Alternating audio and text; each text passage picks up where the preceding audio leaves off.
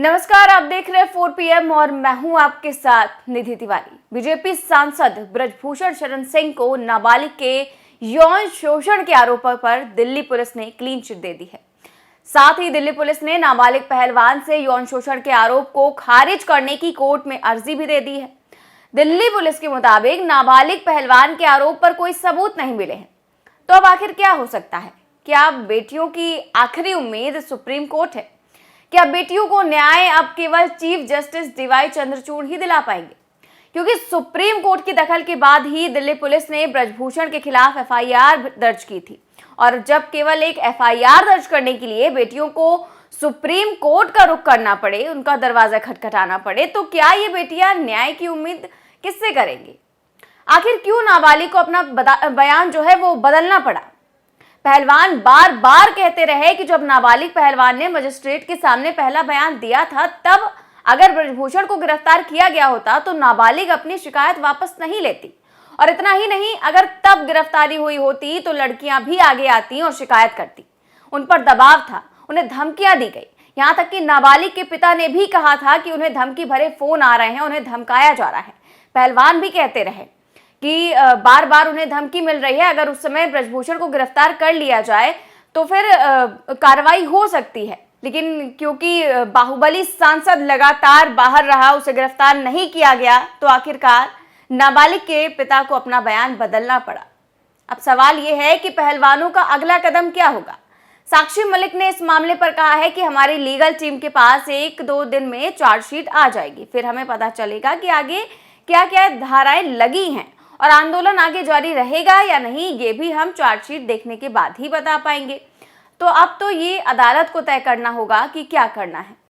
देखो, कल चार्जशीट में जो है वो दोषी करार उनको दिया गया है, और बाकी क्लियर जब होगा, जब हमारे जो लीगल टीम ने है एप्लीकेशन डाली है, 1-2 दिन में उनके हाथ में चार्जशीट आ जाएगी, देन वो क्लियर बता पाएंगे कि क्या क्या चार्जेस लगे हैं और आगे का क्या प्रोसेस होगा। मौत को कड़ी जो धारा है वो हटा ही गई है, इस पे क्या कुछ बोलेंगे आप? देखो, ये पुलिस ने हटाई है, लेकिन जैसा हमने सुना है सुप्रीम कोर्ट के अंदर ये है कि सुप्रीम कोर्ट डिसाइड करता है कि वो कौन से वाले बयानों को मानेगा, पहले वाले या जो भी बाद में हुआ है।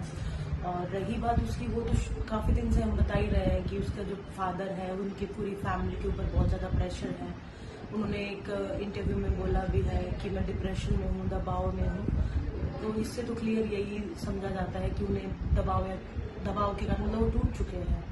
WFA के चुनाव घोषित हो चुके हैं, लेकिन कहा जा रहा है कि ब्रजभूषण की कोई भी कानूनी से पार्ट नहीं मिलेगा, तो इस पे आप क्या कहेंगे? देखो, ये तो हमारी पहली हमारी मांग थी कि फेडरेशन में उसके घर का कोई भी आदमी ना हो, दूर दूर तक का रिलेशन का ना हो, क्योंकि हम चाहते हैं कि नई फेडरेशन का निर्माण हो जिसमें खिलाड़ी भी हो सकते हैं और जो फेडरेशन को अच्छा भी चला सकते हैं, कोई और अच्छे इंसान भी हो सकते हैं। बस मैं इतना ही कहना चाहूँ। बस आखिरी सवाल कि अब आपका नेक्स्ट स्टेप क्या होगा? क्या आप जंतर मंतर रहेंगे या धरना मुकाबला? क्लियर कर दूं कि एक बार चार्जशीट हमें दिख जाए, और दूसरा 1-2 प्रोमिसेस जो गवर्नमेंट ने किए थे वो बाकी है। FIR जो लेने का उन्होंने बोला था, और 2-3 बातें थी, तो वो एक बार सब क्लियर हो जाएगा, उसके बाद ही हम डिसाइड कर पाएंगे कि हमारा नेक्स्ट स्टेप क्या होगा। बता दें कि 15 जून को दिल्ली पुलिस ने 7 महिला पहलवानों की यौन उत्पीड़न के आरोप में 2 अदालतों में ब्रजभूषण के खिलाफ चार्जशीट दाखिल की।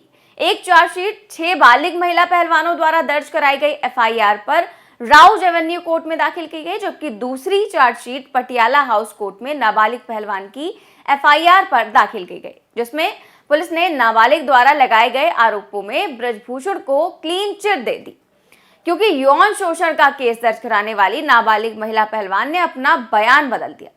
अपने पहले बयान में जहां उन्होंने ब्रजभूषण पर यौन उत्पीड़न का आरोप लगाया था, तो वहीं बदले गए बयान में उसने ब्रजभूषण पर केवल भेदभाव करने का आरोप लगाया।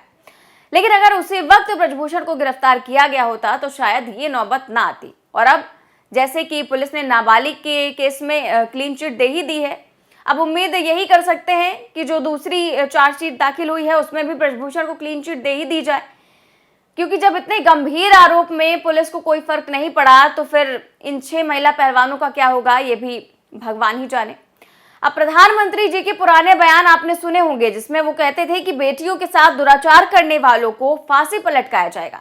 लेकिन ये बयान केवल चुनावी बनकर रह गए, क्योंकि अगर ऐसा होता तो यौन शोषण का आरोपी आज जेल में होता, यूं खुलेआम रैलियां न कर रहा होता, यूं खुलेआम शक्ति प्रदर्शन न कर रहा होता, और बेटियां जो हैं वो परेशान होती केवल एक गिरफ्तारी के लिए, एक सांसद की गिरफ्तारी के लिए। जिस तरह से दिल्ली पुलिस ने ब्रजभूषण को क्लीन चिट दे दी है, उस पर सुप्रिया श्रीनेत ने भी करारा हमला बोला है। सुनिए। आपसे मैं पूछती हूं, एक अवयस्क लड़की एक तरफ और पूरा तंत्र एक तरफ, क्या वो लड़ सकती है? क्या वो अपनी व्यथा को बता सकती है? मैं आपसे पूछना चाहती हूं, आपके घर में भी बेटियां हैं, आपके घर में भी बहनें हैं, पूरा तंत्र जुटा हुआ था। आज चार्जशीट फाइल होती है, लेकिन खेलकूद के मंत्री ने तो पहले ही भविष्यवाणी कर दी थी कि 15 तारीख तक चार्जशीट फाइल हो जाएगी। क्यों? उनको कैसे पता था? यह चार्जशीट दिल्ली पुलिस ने लिखी है या इस चार्जशीट को लिखने का काम भाजपा के कार्यालय में किया गया है?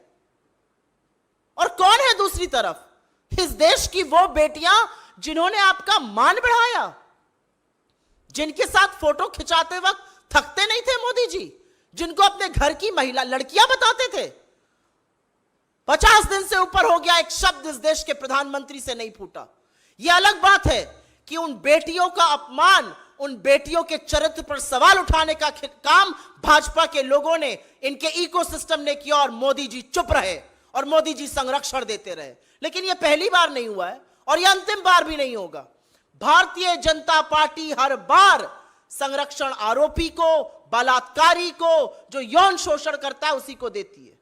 याद है ना कुलदीप सिंह सेंगर, याद है चिन्मयानंद, याद है लखीमपुर का चीरहरण, याद है आपको अंकिता उत्तराखंड की, याद है आपको हाथरस की गुड़िया। हर बार संरक्षण आरोपी को दिया जाता है, हर बार संरक्षण दरिंदे को दिया जाता है, हर बार बेटियों के खिलाफ खड़े होने का काम भारतीय जनता पार्टी, मोदी सरकार और खुद इस देश के प्रधानमंत्री नरेंद्र मोदी करते हैं। यह एक स्क्रिप्ट है, यह चिर परिचित अंदाज में हर बार संरक्षण आरोपी का होगा, बचाया आरोपी को जाएगा, झोंका भट्टी में देश की बेटियों को जाएगा। हम आशा करते हैं और हमें विश्वास है कि इस देश की न्यायपालिका, इस देश के कोर्ट इसका संज्ञान लेंगे। कैसे 164 का मजिस्ट्रेट के सामने हुआ बयान बदला गया, वो बदला उस दौर में गया जब आरोपी उन्मुक्त रूप से बाहर घूम रहा था।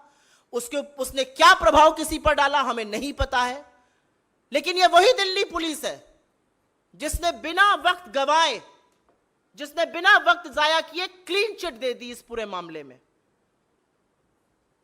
तो फैसला अब इस देश को करना है, फैसला न्यायपालिका को करना है, और हम आशा करते हैं, हमें विश्वास है कि कानून में, इस देश के न्यायालयों में अभी न्याय जिंदा है और इन बेटियों को, और खासतौर से उस अवयस्क बेटी को जरूर न्याय मिलेगा। लेकिन सरकार से हर तरह की उम्मीद इस देश की बेटियां छोड़ दें, क्योंकि अगर सरकार के किसी नुमाइंदे के खिलाफ आप खड़े हैं तो आपके खिलाफ पूरी सरकार, पूरा तंत्र, निरंकुश पुलिस, इस देश की एजेंसियां, इस देश के सांसद, इस देश के मंत्री और इस देश का प्रधानमंत्री खड़ा मिलेगा आपको।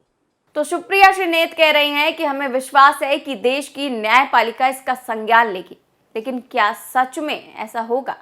हम तो केवल उम्मीद ही कर सकते हैं कि जस्टिस डीवाई चंद्रचूड़ इस मामले का संज्ञान लेंगे और सुप्रीम कोर्ट बेटियों को न्याय दिलाएगा। लेकिन क्या होगा आगे, ये तो वक्त ही बताएगा। फिलहाल इस खबर में बस इतना ही। देश और दुनिया की तमाम बड़ी खबरें जानने के लिए देखते रहिए 4 PM न्यूज़ नेटवर्क। नमस्कार।